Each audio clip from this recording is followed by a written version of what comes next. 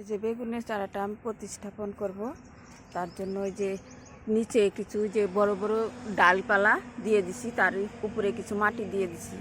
মাটিগুলা বৃষ্টিতে ভিজে গেছে, উঠানের টাইম পাই নেই। আগের থেকে যখন চারা দিছিলাম তখনই আমি মাটি রেডি করে রাখছিলাম। বেগুন গাছে যেহেতু প্রচুর পরিমাণে খাওয়া লাগে, ওই জন্য আমি আরেকটু সার দিব।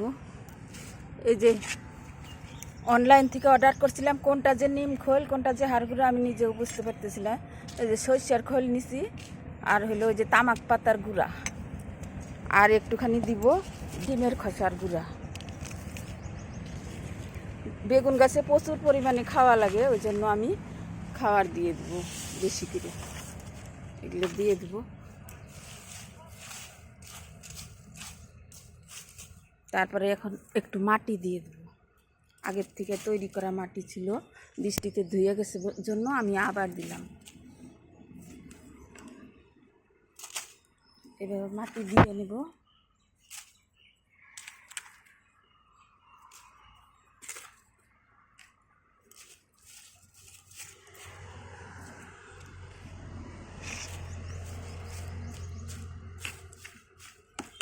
তারপরে এবার আমি চারাটাকে বসায় দিব। চারাটা ওই প্লাস্টিকের ছিল, যেহেতু বড় চারা, এখন সার দিলেও কোনো ক্ষতি হবে না।